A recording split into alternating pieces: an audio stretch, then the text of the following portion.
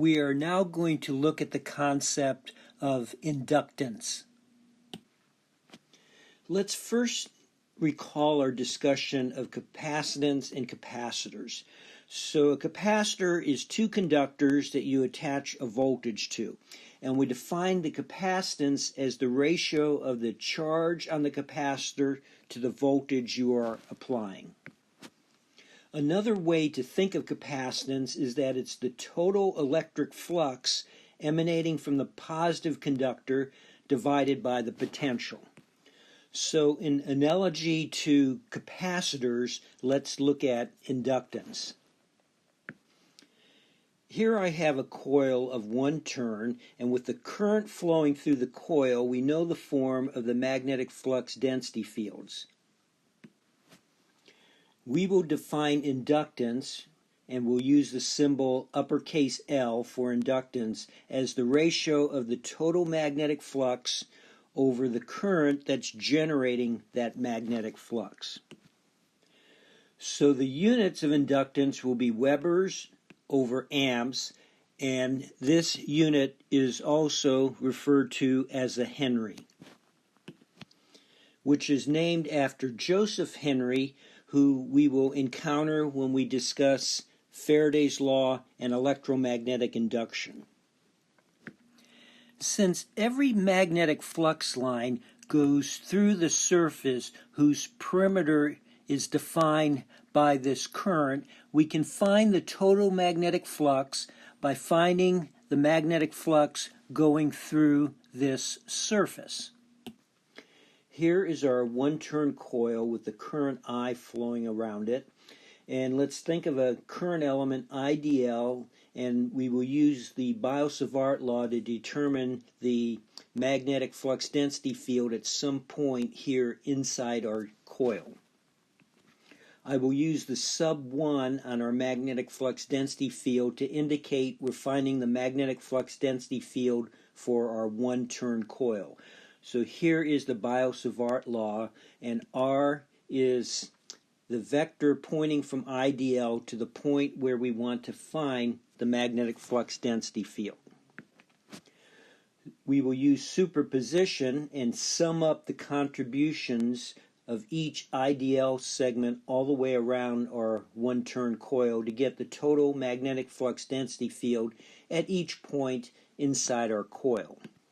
If we integrate B1.ds over the surface whose perimeter is defined by our coil, we'll get the total magnetic flux coming from this one-turn coil. We'll call that psi sub 1. Then our inductance for this one-turn coil is this calculated magnetic flux divided by the current that's generating the flux. Self-inductance refers to the inductance when we have just one coil, but we'll usually just refer to this as inductance instead of saying self-inductance. Now let's form a coil of n turns. So we'll have the same cross-sectional area as our one-turn coil, and we'll have the same current I flowing through it. We can again use the Biot-Savart law to find the magnetic flux density field everywhere inside our n-turn coil, but now we're going to have to integrate around n times.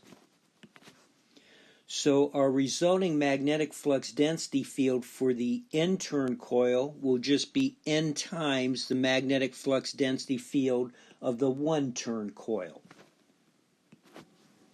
If we integrate B sub n dot ds over the surface whose perimeter is defined by our coil, we'll get the total magnetic flux psi sub n. And we see that this psi sub n will be n times the magnetic flux we obtained from the one-turn coil. At this point, the inductance of our n-turn coil is not intuitively obvious. We would want to think it is the total magnetic flux divided by the current, but it is actually the number of turns times the total magnetic flux divided by the current. This result cannot be explained, it's just a description of what's experimentally observed. It will be straightforward to show this experimental observation when we talk about electromagnetic induction. This product of the number of turns times the total magnetic flux inside our N-turn coil is given the symbol lambda and is referred to as flux linkage. Substituting for psi sub n, n times psi sub 1, we get the inductance of our N-turn coil is n squared times psi sub 1 over I, which is the inductance of our one-turn coil. If we had a one-turn coil and its inductance was 1 Henry, if we then made a 10-turn coil, the inductance would not go up to 10 Henries, but it would go up to 100 Henries.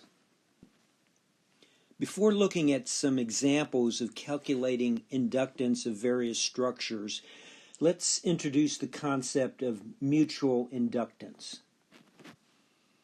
Here we have two coils, coil 1 and coil 2.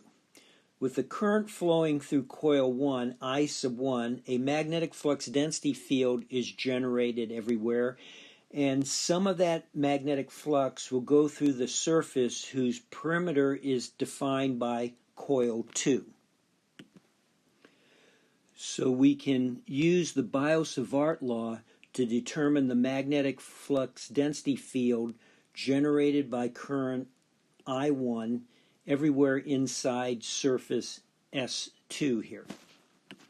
So psi sub 2,1 will be the magnetic flux through surface S2 caused by current I sub 1 flowing in coil 1. The mutual inductance will be defined as the flux linkage, that is the number of turns of coil 2 times the flux going through surface S sub 2 originating from coil 1 divided by the current flowing through coil 1.